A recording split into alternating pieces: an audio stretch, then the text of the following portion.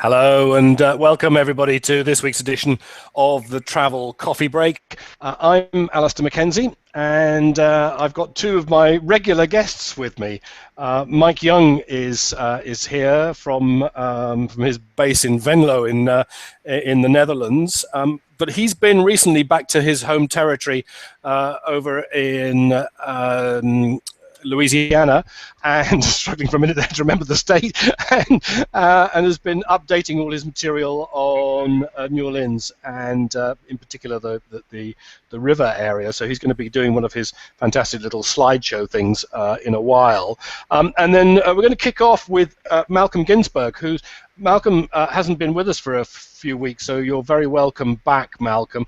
Malcolm's a business travel correspondent. He runs a business travel newsletter, which comes out every Monday.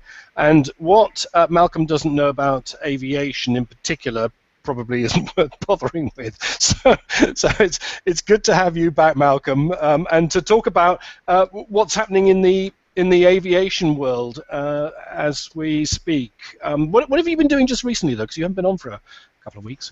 Well, I actually took more or less a 3-week working type holiday. We flew on Emirates down to Dubai, had a wonderful time there, and then also did a scenic tour in a seaplane, which was I would recommend to anybody. It's quite expensive, wow, but it's well worth doing. Then we trotted down to Colombo, which I hadn't been to for 60 years, and took a cruise up the west coast of India and finishing up in Oman.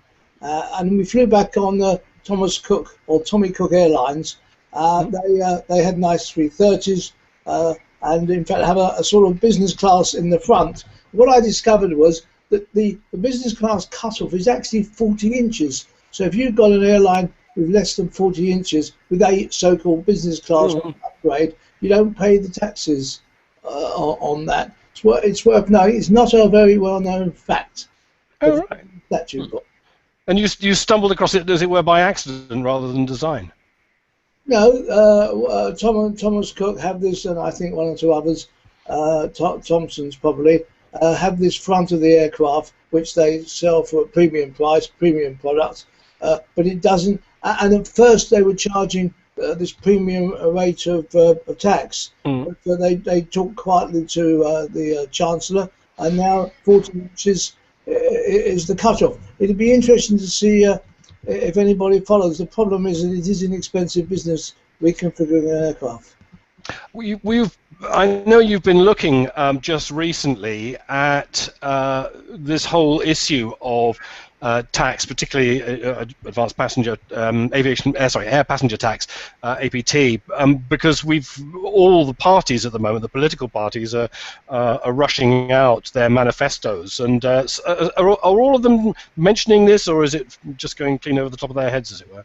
Well, they're not really mentioning it. You've got to take it that it's the two biggest parties that will count, and what they've both said in the last 2 days is that we will look at the question of the Davis Commission and what he comes up with. Now, they had to do that in any case, and I asked both the minister and the shadow minister not that long ago, and both of them hummed and hawed and said they would consider it. It's a difficult one because the Smith Commission, which was the one for Scotland, the Prime Minister said straight away, I agree with everything.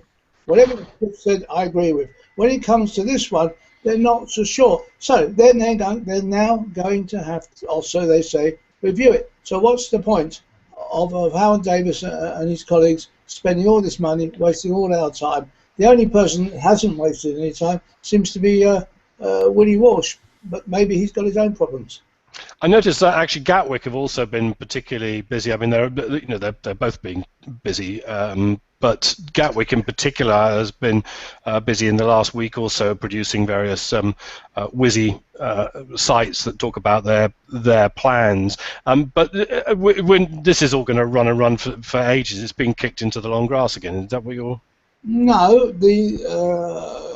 Howard Davis says he will publish the Commission's review soon after the election, whatever that means.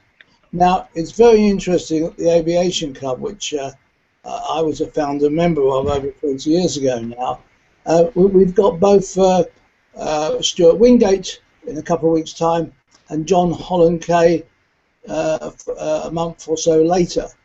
And I've got some very strong questions to ask Wingate. He hasn't actually appeared in a press conference as such. I mean, Stuart's quite an amicable sort of a guy. You can talk to him. But he hasn't appeared. And I've got some fairly strong questions which I'm going to put to him. And obviously the same for John Holland-Kay.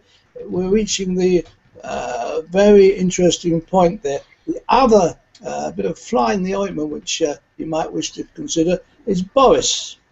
Now, about 3 weeks ago, in fact, when I was on holiday and I nearly fell over into the swimming pool when I heard the news. He's put himself up as a local candidate. Well, what he did was he stopped the progress of London City Airport. London City Airport, again at big cost, had gone through all the planning, had got all the permissions. So they got the permissions as far as the aircraft movements are concerned, and the technical permissions as far as the building works from the local council, all approved. All it needs is ticking off by the Mayor of London. Nothing to do with the Mayor of London, but Boris turned it all down. And I gather that there were people that had misgivings in City Hall. Now, what you've got to say is Boris is the candidate for Uxbridge. Mm-hmm. There is an airport in Uxbridge. Why does Boris go for Uxbridge when he could have gone? Sorry, for those of us of an American persuasion who happen to be living in Holland, or for any listeners that way, Uxbridge is where Heathrow's located.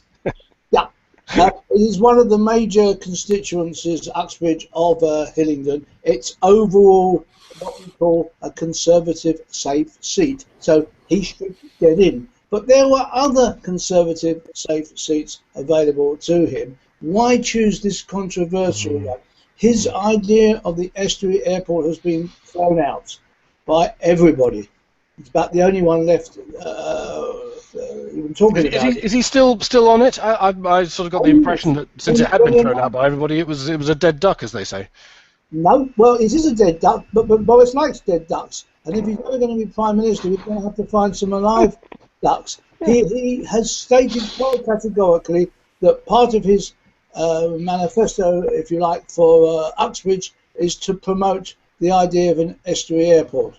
Of course, most of the people in Uxbridge are earning their living, whether it be the local tobacconist, the taxi driver, the guy in the greengrocer's shop. They earn their living from Heathrow. I don't think they're going to be very keen, or their children are going to be very keen, if he closes it all down. Yeah. No.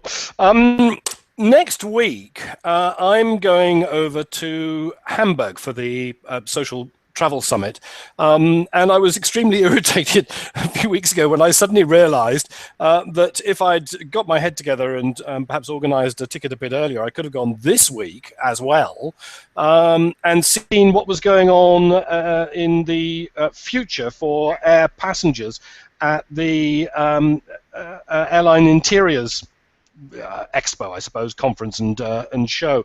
Malcolm, you haven't been out there yourself this week, but you've got Alison Chambers out there, I think. Do we know of anything that's new and exciting that's coming up? Well, there's quite a few interesting developments. They're still trying to sort out the economy class cabin, so they're getting lighter and lighter. And one of the interesting developments is a seat which becomes a bed, if you like. The idea is that towards the final takeoff, they can sell, and they're not selling those middle seats. They can sell the package to people. So if there's two of you, you can sleep there as a double, or if you've got a child, even in the middle seat. That's a new development. British company's been doing that. In fact, not far from Heathrow. A new development in terms of seat design, maybe, but not a new idea, because Air New Zealand were doing this a few years ago. You're absolutely correct. They did it about 5 years ago. But this is a much simpler product. And I actually went down to the plant the other day to have a look at it. And there's no doubt about it that it could happen. The problem is, of course, that airlines like to keep their seats for something between 5 and 8 years, or in some cases a bit longer. So it's a big commitment by the airline. But certainly in the economy cabin, they're having to think very carefully how much they do in the world of electronics, because now you want a USB in the back of the seat, not necessarily a TV, but even putting a TV in is pretty cheap. So one of the budget airlines is going that route for sure in the future, and in fact Norwegian has already done so. So we'll have to see. That's a very interesting development in the economy class. As far as the business class is concerned, it's long haul against short haul. The business class seats in short haul are normally 3 seats used as 2. But I've also seen a very neat development whereby the centre seat actually folds down as an armrest, so the 2 seats become a bit bigger. So that actually works quite well. There's a lot of a way to go, but for most people now flying within Europe, you go one class. Yeah, that's really the difficulty, isn't it, for the airlines? Because business class is where they make their money, but on short-haul European routes, they're under such competition from low-cost carriers, that the flagships are, and everybody's eyes are on budget. And the truth is, you and I and everybody else who's sane doesn't pay extra for business class when you're going to be in the air for 90 minutes or a couple of hours. I've done it, I have to say, because it was a cheap offer to go to Athens, which was 4 and a bit hours away. But otherwise, there's not much. There isn't anything to distinguish business class particularly, unless they come up with really inventive ideas. Perhaps this qualifies as one, but I'm not sure. What do you think? Well, it's a question of whether you want to travel 3 abreast or 2 abreast. And I think for an hour or so, most people can tolerate it, or you try and grab the aisle seat. Yeah. We're flying TAP Portugal in a few weeks' time, and that's supposed to be business class. It'll be quite interesting. I flew on Alitalia a couple of years ago, business class, and it wasn't particularly enterprising. And the Iberia one was actually quite good, but I believe that they're dropping in as well for the Heathrow service. So that's an interesting development. What happens with business class, because it is uncomfortable in economy, and if you've got a certain type of traveller who demands a bit of privacy, a bit of something else, he still wants his business class. No, that's fair enough. The that conference in Hamburg is always fascinating, and that's why I was saying I'm sorry that I didn't realise that the 2 events were going to be back to back, because I would have tried to have gone, because invariably it does throw up stuff that's.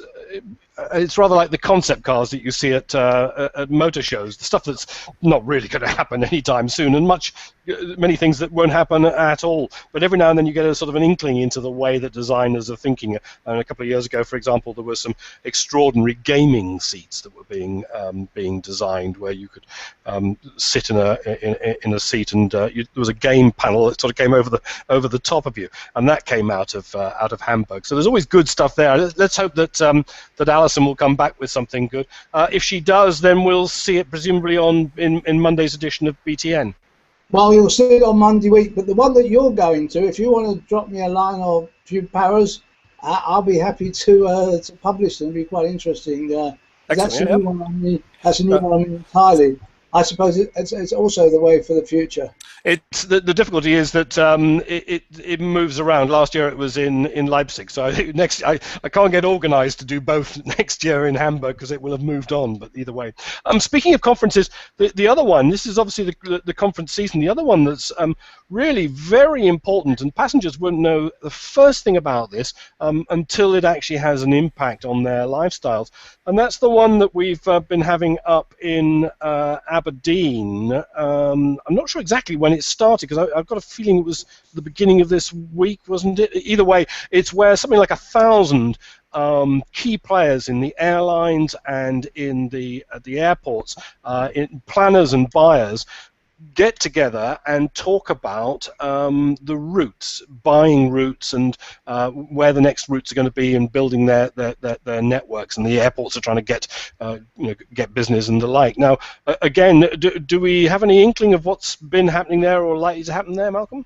Well, it's a very interesting conference because basically you've got airports selling their wares to airline customers. So you've got the tables, you've got a limited time, and if you're an airport that doesn't have much business, you're out to persuade carriers to come in. And it's a very difficult business to try and get around to if you're an airport, let's say Manston, which they're still trying to promote, but I think it's a dead loss. But if they want to get around, they've got to go around to a dozen airports, and it's an expensive business, or airlines. But here, everybody's together, and also I must say that for Aberdeen, they've made them very sociable, aware of the city and what the city has to offer. And I gather the weather hasn't been too bad as well. But it's been an interesting gathering. It's also about 20 years old, and it moves around. And since you mentioned Leipzig, I think Leipzig is where it is next time. No, maybe I've got it muddled up with something else.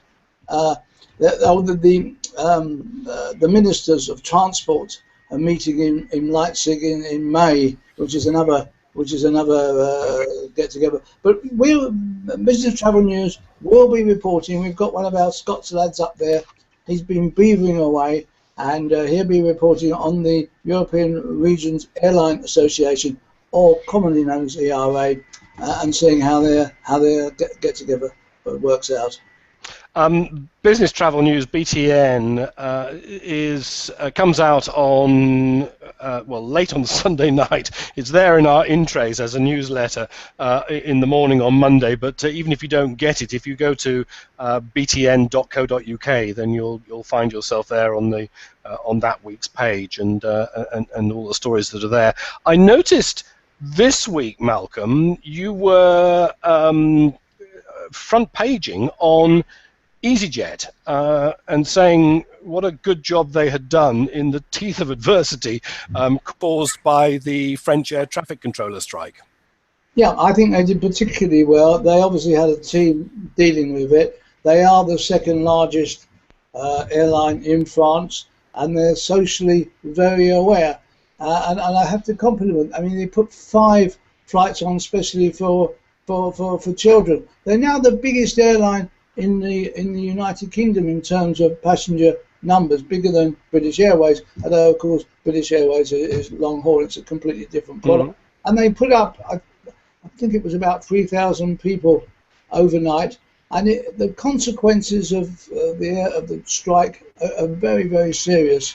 And the French have got to get this resolved. And of course, as a passenger, there's no compensation for you.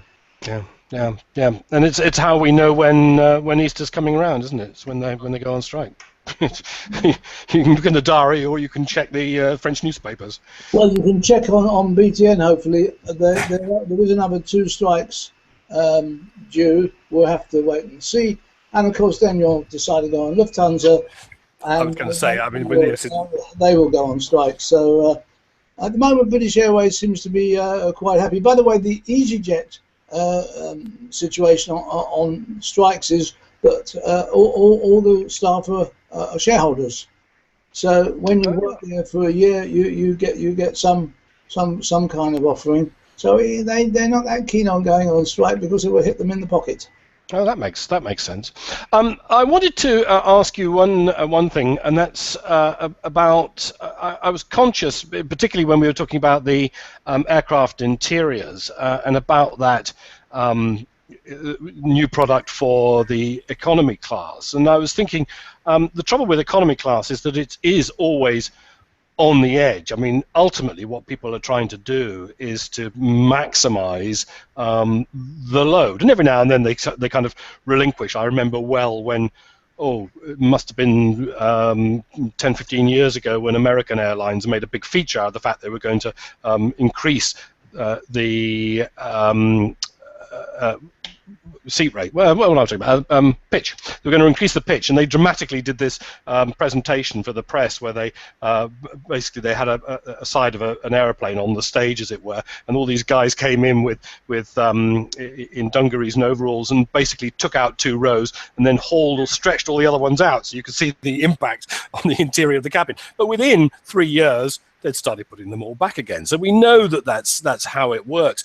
The thing that I was thinking was that we've talked before about the Airbus A380, which I love and want to be successful, but they've had a lot of difficulty trying to sell it. And my understanding more recently is that Airbus have been talking about making it more attractive to airlines, bluntly, by packing the thing out with seats. Is that something you've been hearing as well? Well, I have heard that, and we've actually written about it. Most of them are now in the 450 to 500 total passengers. They've sold the thing at 550 to start with. In my opinion, having flown on Emirates, which is excellent, is if you're going to fly Emirates and a 380 downstairs, you're better off going on a 777. This isn't so many passengers, and it's just as comfortable. But in business class, you can't beat the 380. All the 380s, they're all upstairs, and they're really excellent. Oh, except British Airways, which for some obscure reason has to have an upstairs and a downstairs in business class, which makes it very complicated. And whilst we're talking about business class, there is a new airline starting out from from Luton in Friday week. Oh, wait a minute! Have I just jumped back 10 years? Well, absolutely jumped back 10 years. There were 3 airlines that operated business class only flights from North London to New York, and they all failed for various reasons. Silverjet, EOS, and EOS. That's right. The other one will come to me. Anyhow, they failed. We have a French airline that seems to be working quite well with a single 757 out of CDG and they're coming across. Unfortunately, for reasons of their own, maybe they're being advised badly, they're not letting the press on the first flight. They're going to take us on some sort of jolly in May, which to my mind, it would be a nice trip out, but a bit worthless. I would really like to go on that first flight, see what it's all about, and then talk about it, because they need the publicity straight away. They don't need the publicity in 2 or 3 months' time. But I'm not allowed even to talk to the managing director, so unless you let me know. Okay, watch this space. Okay, we should move on to Mike's New Orleans. Malcolm, is there anything else that we haven't covered that we should have covered?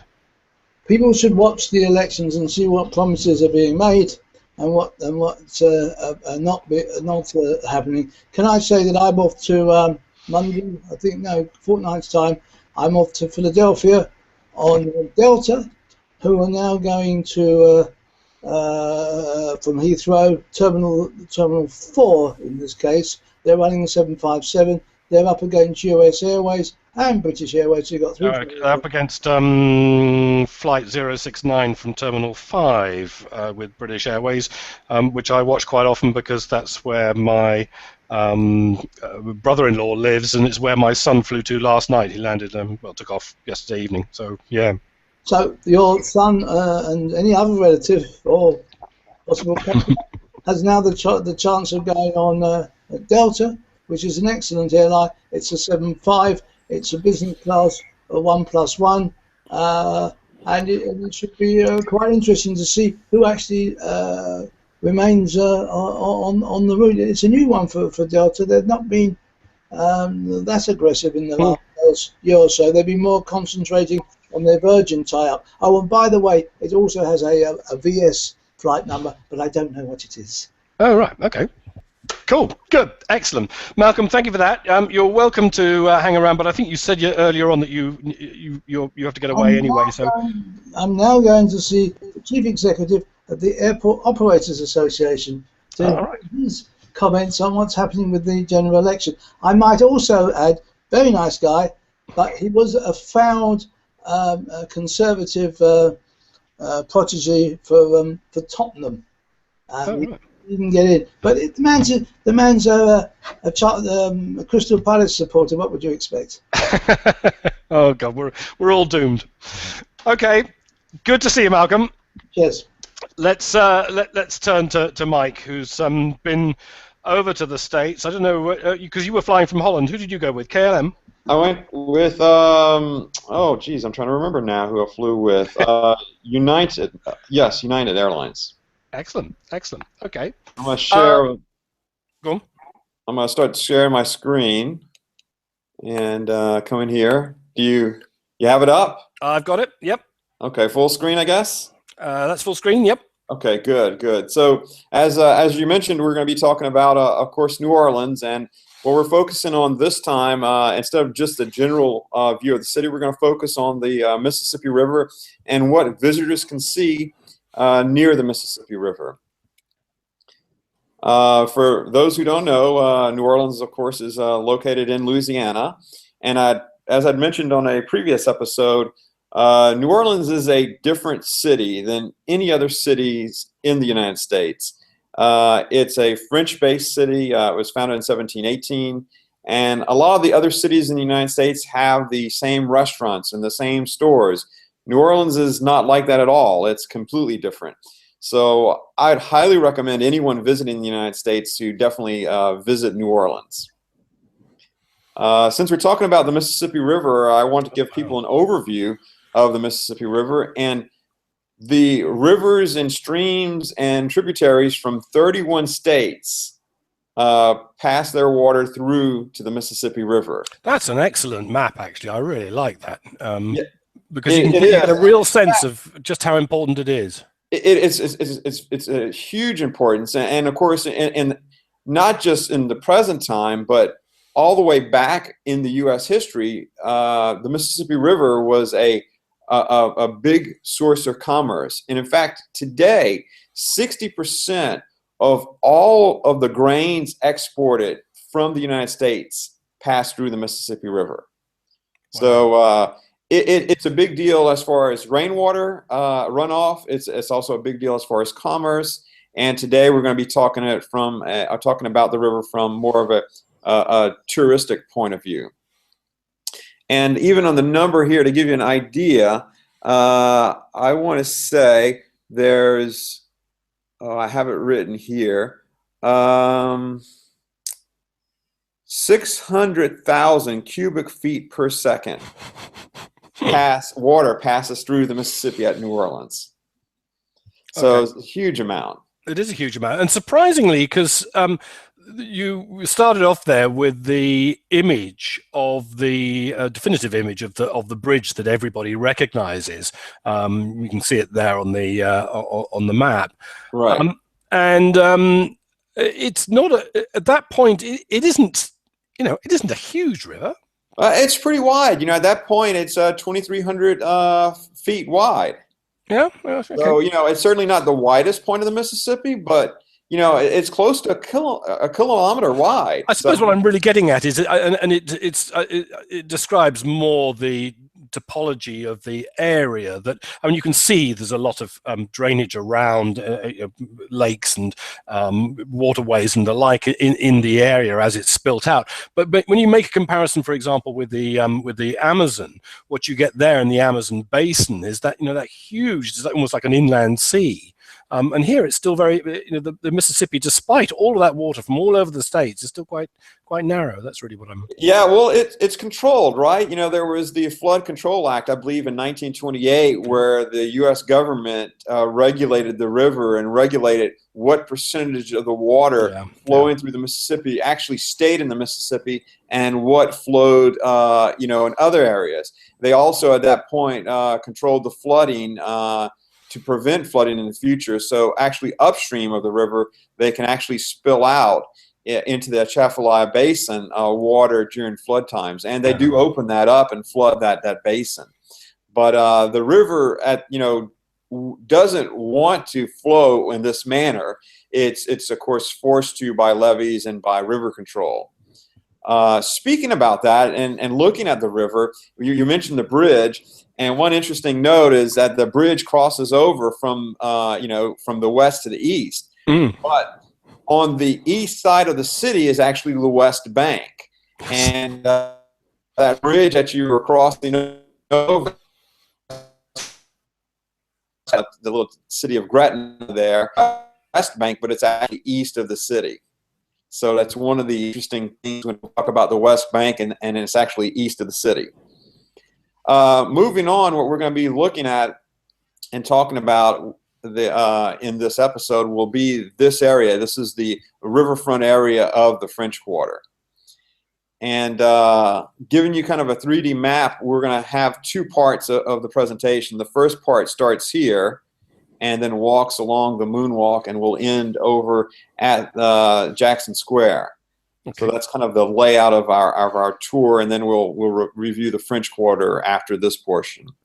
So starting out, the first thing visitors can see is the Aquarium of the Americas. This is part of the Audubon organization.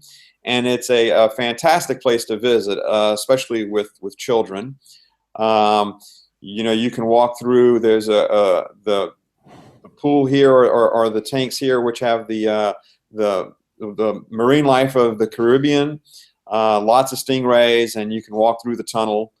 Of course, since it's in Louisiana, they also focus on the Gulf Coast and the Mississippi River, and this exhibit is actually simulates a oil well and the fish and marine life and the sharks that you would see in the Gulf of Mexico.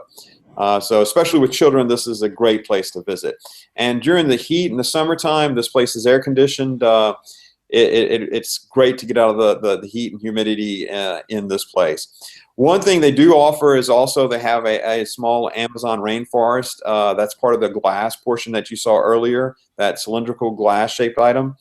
And that's also fun and interesting to see. Of course, it's not air conditioned. It's kind of hot and humid in there, but the rest of the place is very nicely air conditioned.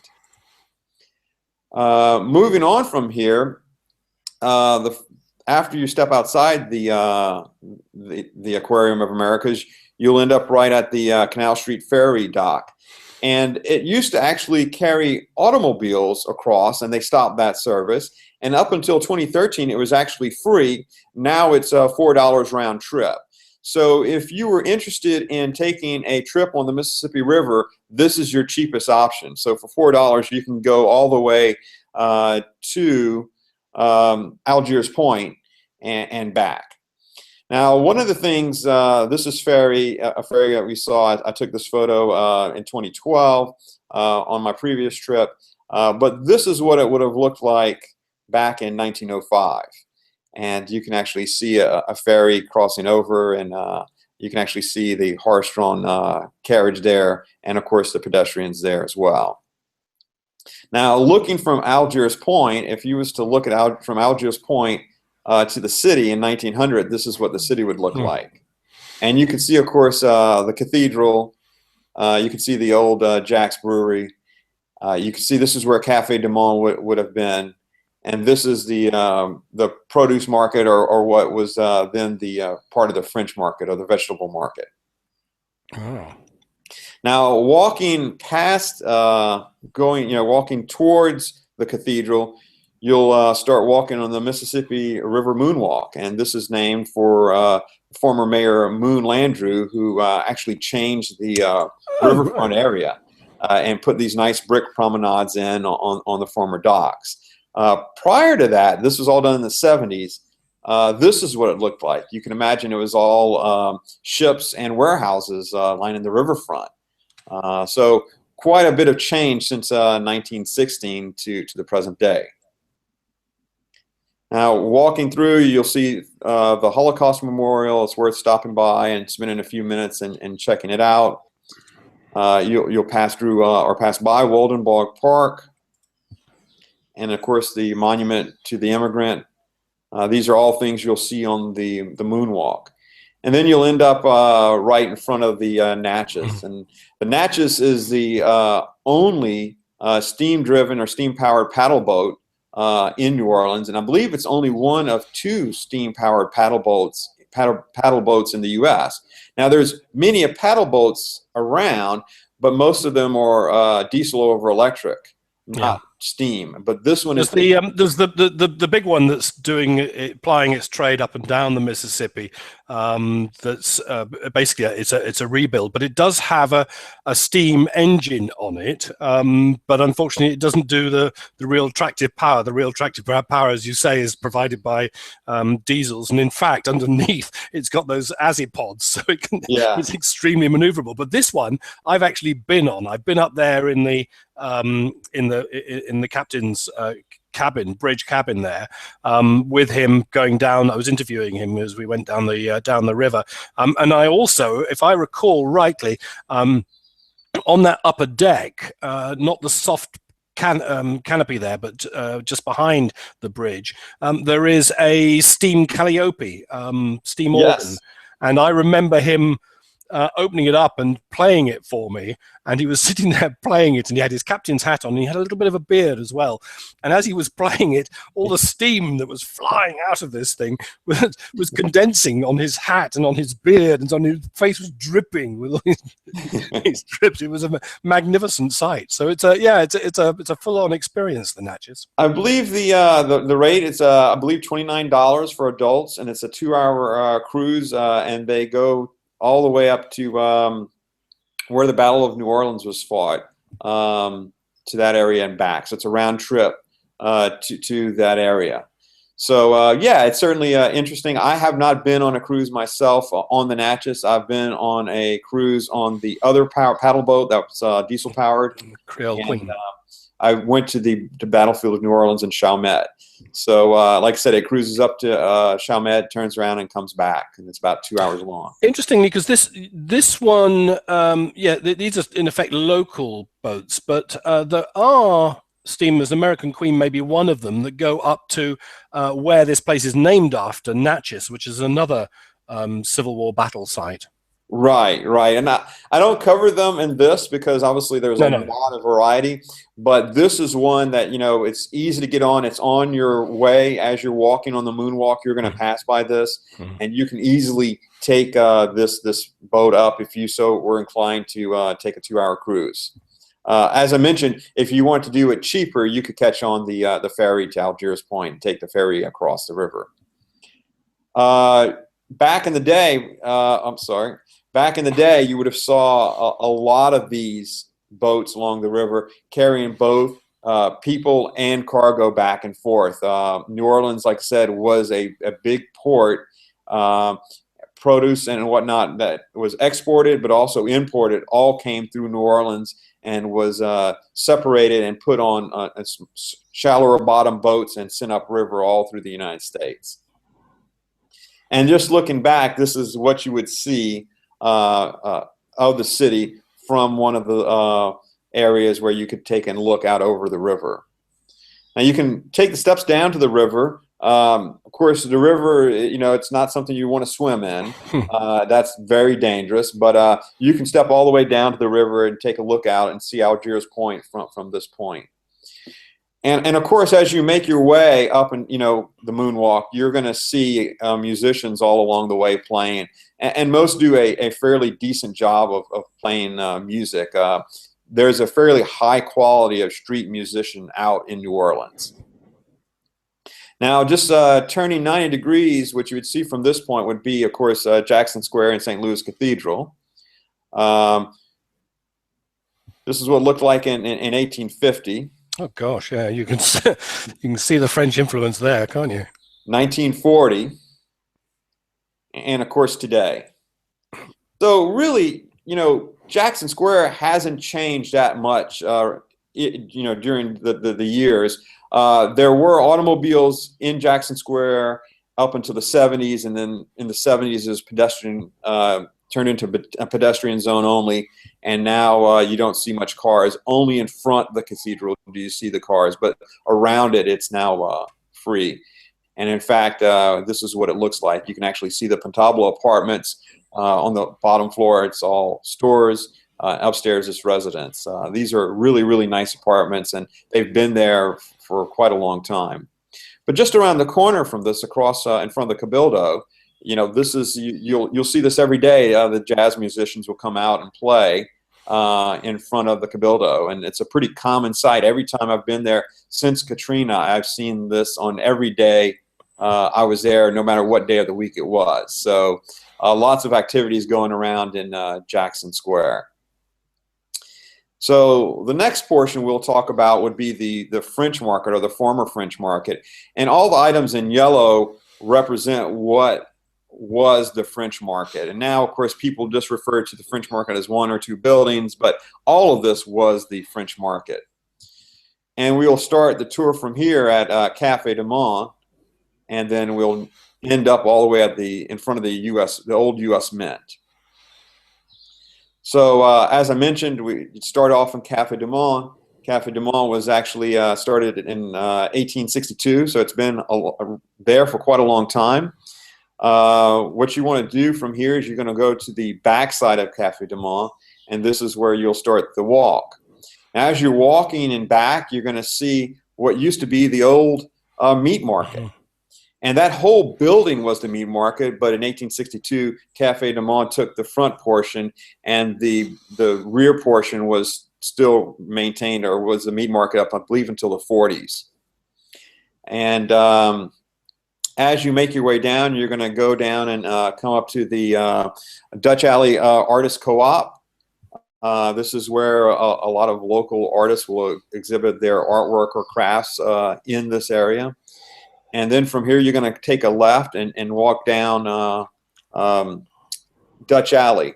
And what's interesting about Dutch Alley in this area, they really put a fair amount of money into it, bringing in a lot of art into the area. You'll see these bronze statues of different things. You'll see like the Jacques the Butcher. You'll see a person that represents a customer of the market. So you'll see several things throughout here. There's also a pavilion for bands that play during different festivals, and you'll see things all through the French market. So it's a fun place to visit. Is there a particular day that's better than others to go? Well, at this point, it's now every day. So you know, it's turned from being a former market into more of a tourist destination. So you can go any day of the week now, and you know, certainly you know, have an interesting time. Now, as you go forward, you're going to see this kind of red brick building.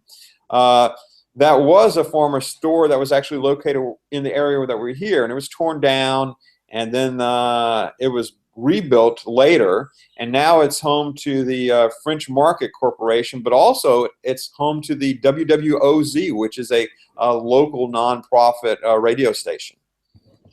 Once you reach that red brick building, if you would take a left, you would actually come to a place. This is what it looked like in 1910, and this would be the fruit market, and behind it would be the vegetable market. This area, which you see in yellow, was actually torn down. This is in 1940, and that area that was in the triangle would have been in this area now where you see in yellow. What you see in this photo, or in this image, is Morning Call. This was a competitor to Café du Monde. They're still in business. Hence the coffee cup. Hence the coffee cup, right. And these were called coffee stands. So they also served beignets. They served café au lait. They decided in the 70s, right when they were redoing the French market, to relocate to Metairie. And I don't know why they did that. I'm sure they had a reason at the time, but they relocated to Metairie, and they're still in business today, but they're in Metairie, not in New Orleans proper. If you look at that triangle today, they actually converted it into a small little park. I believe it's called New Place de France. And you can see a statue of Joan of Arc is there, and this is the statue that's there today. Now, the building that housed Morning Call is still there. And if you pass through that building, you'll come across Latrobe Park. And Latrobe Park, actually, one of the interesting things, they have a Wallace fountain in Latrobe Park. This was a gift from Paris in 1984 when they had the World Exposition in New Orleans, and they placed it here in Latrobe Park. So again, you know, if you're in a hot summer day and you want to take a little break, this is not a bad place to sit and rest and have a drink. And everybody comes down to on hot summer days, everybody comes down to the water's edge anyway, don't they? Well, some, but you know, it's still hot and humid out there. People try to get away Yeah, from the it's humid, sun, so they yeah. kind of head to the shade. So it's still humid, but at least you're not in the sunlight. So most people are going to be, you know, in a shaded area or indoors, especially during the middle of the summer, because it gets quite hot and humid in New Orleans. Making your way from here, you'd make your way to the French market. This is actually officially called the Farmers Market or the Farmers Produce Market.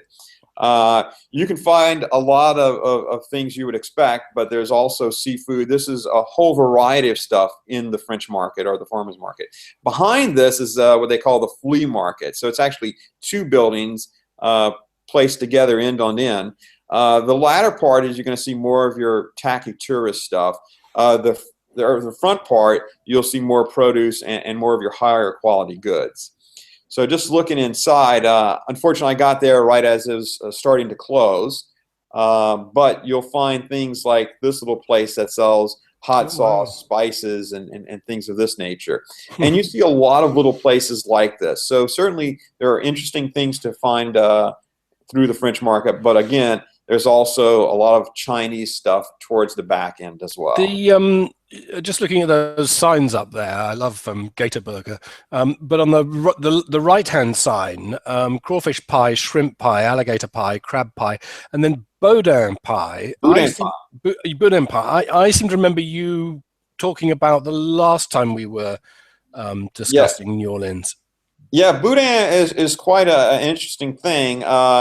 It's more so prevalent in the Lafayette region. You can find some really good boudin. What boudin is, it's a sausage made with rice and pork, and they boil it, and normally most people eat it hot, so they kind of keep it heated in water. And yeah, boudin is really good to have. I can't say right off the top of my head if I know of any good places in New Orleans that makes good boudin. But in the western part of our state, there's probably over 100 places that make really good boudin. So definitely, if you're in South Louisiana, you should definitely try boudin. And you should try some crawfish and crawfish pie as well. So. And what's a spicy soft-shell crab po' boy? What's a po' boy? Actually, I have a photo of that a little bit later towards the end of our deal, so I'll show you that. That's definitely a soft-shell crab po' boy is definitely a good way to go. So looking back in time, this is what the fruit market would have looked like. And, you know, when I saw this photo, if you go to any other plantation homes in Louisiana, you'll see a lot of pineapples, shapes of pineapples all throughout the different houses. Pineapples were a big part of Louisiana. Now, growing up... That photo could be taken in Algiers.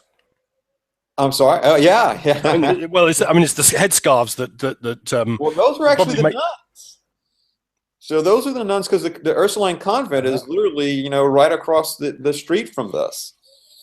So these were the nuns coming to buy their produce. But you know, this is quite an interesting, and you'll even look at the bananas. You see the whole bunches of bananas. You know, it obviously it's a different point in time than it is today.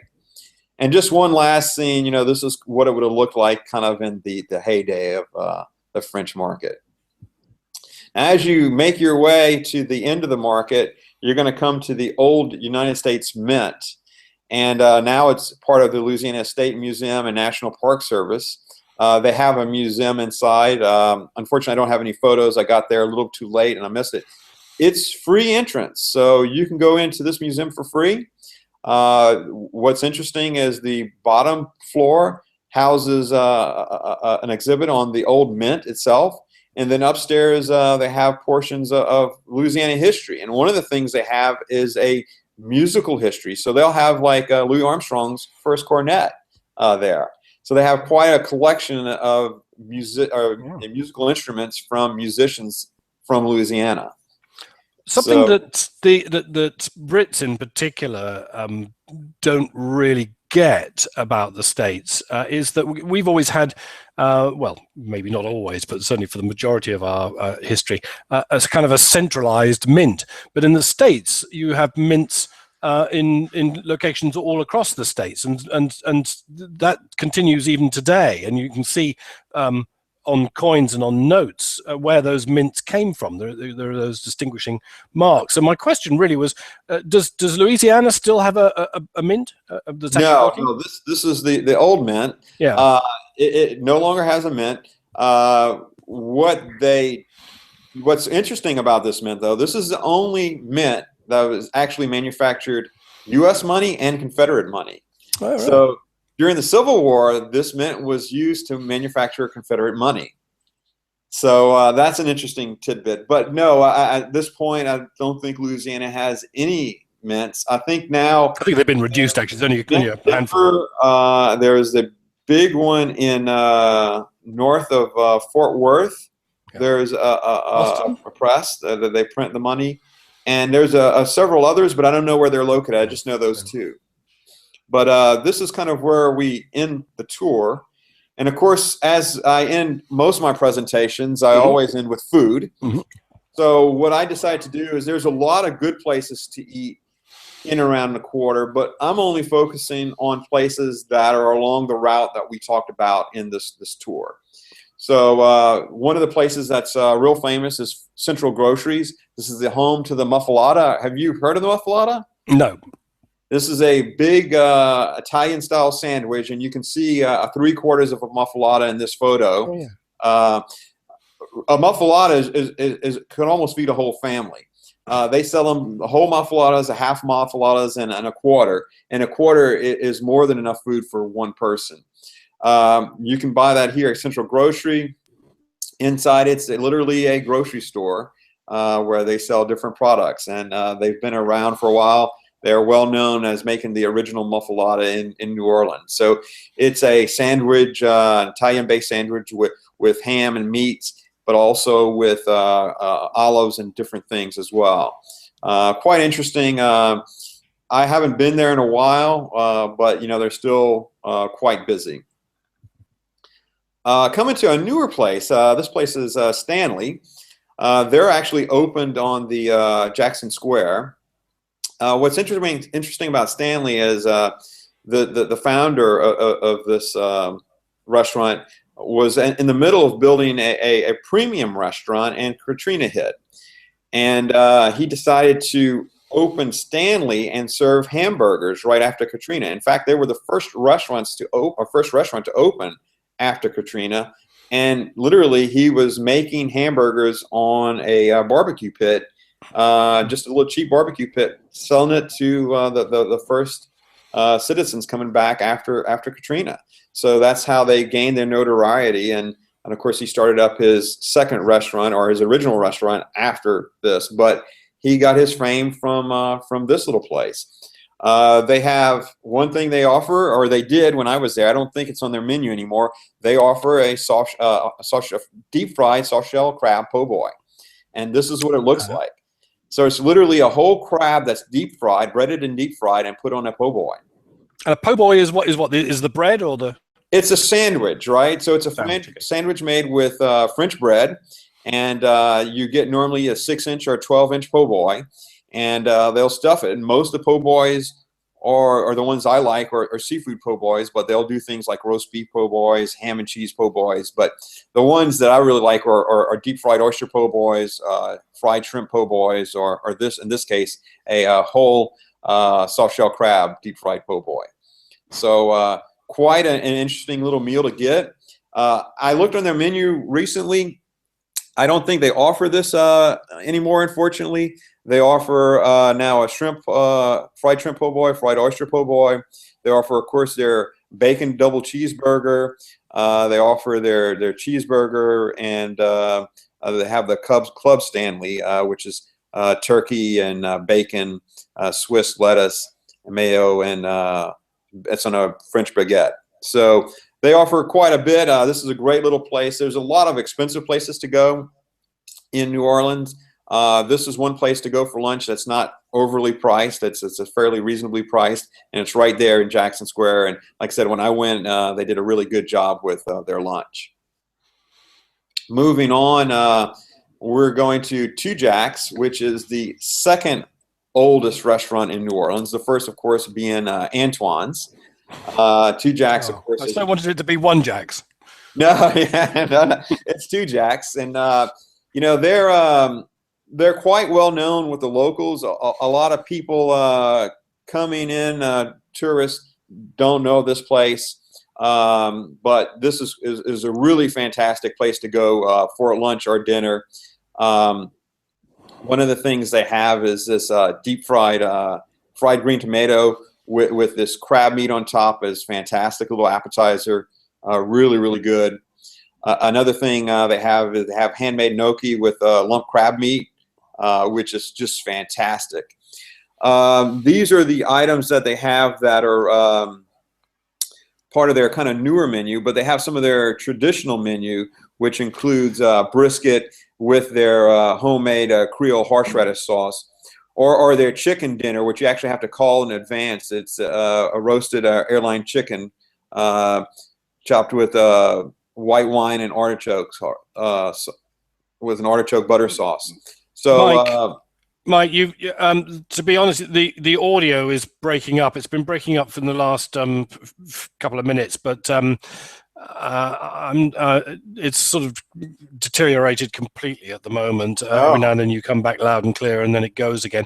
I fear it may be more to do with me than it is to do with you, because Virgin Media have been mucking about in the last few days, and the signal is. I was hoping that it was going to be stable today, and for the most part it has been, but it just seems to be breaking up at the moment.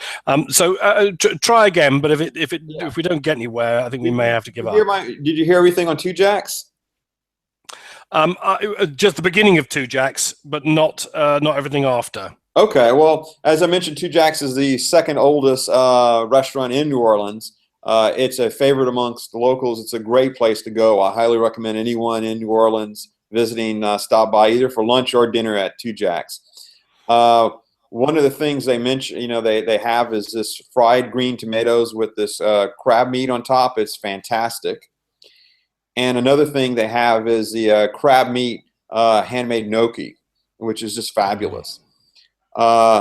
One of the other things that they have, these are kind of their newer item menus, but they have a traditional menu as well. And one of the things I highly recommend also is their brisket with their Creole horseradish sauce. And they also offer a chicken dinner as well. That's really, really good. I think you have to call in advance and pre-order the chicken dinner though. So that's Two Jacks. Last place, of course, and definitely not least, would be Cafe Du Monde. I mentioned them earlier. If you only do one thing that I mentioned in this whole episode, that would be go to Cafe Du Monde. Just take this recommendation. And the thing to get there, of course, is the beignets and cafe au lait. So the one thing I highly recommend is definitely going to Cafe Du Monde and trying this. I did meet with a German girl in Brussels a few weeks ago. She said she went, but she didn't enjoy it that much. And I asked her, what did she what did she order? And she said she ordered a hot chocolate with the beignets. And, yeah, you can do that, but it's not really made for that. This is the combination you should get, is the cafe au lait and beignets. This is what they're known for. This is what they serve. Their menu is fairly small. It's basically beignets, black coffee, cafe au lait, the hot chocolate. They serve milk or chocolate milk and I believe orange juice. And now they serve also iced coffee. But like I said, no matter how hot it is, this is what I'd recommend people get when they go to Cafe Du Monde. Okay.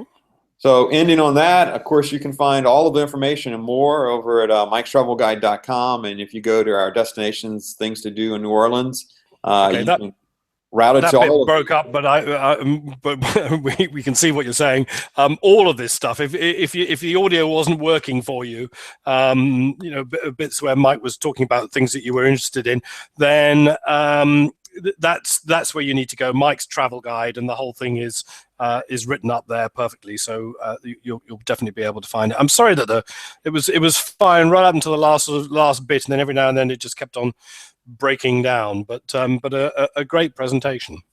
Well, good. Yeah, and like I said, definitely anyone going to the United States, I know a lot of people from Europe, they'll go to places like New York or Los Angeles, and what I tell people is, hey, look, New York's fantastic, but outside of New York, New Orleans is one of the original cities in the United States. That and San Francisco, all the rest of the other cities, you know, where there might be interesting things to see and do, they're kind of cookie cutter cities. You'll see the same stores, the same restaurants in most of these places. But if you go to New Orleans, you're going to see something different, and you're going to have a good time. It's a fun place to visit. Excellent. Okay, Mike, thanks a lot. We're not sure what's going to happen in the next few weeks. What I will say is that there won't be an edition of the Travel Coffee Break next week, nor will there be one the week after, and that's because I'm going to be away next week at the Social Travel Summit in Hamburg, and the week after at TBEX, Travel Blogger Exchange.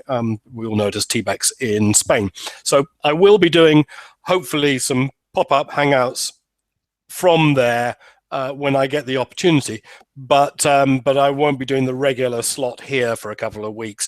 And then when we get to May, Mike, probably you may or may not be here as well. So we may or may not see Mike again in the immediate future, but hopefully not in the distant future. So. Excellent. Thank you very much for that, Mike. And for now, at least, to everybody, bye for now. Do watch out for the notices on the blog in particular, and here if you can find them on the Travel Coffee Break event page as well on Google+. But for now, from Mike and I, bye for now. Bye.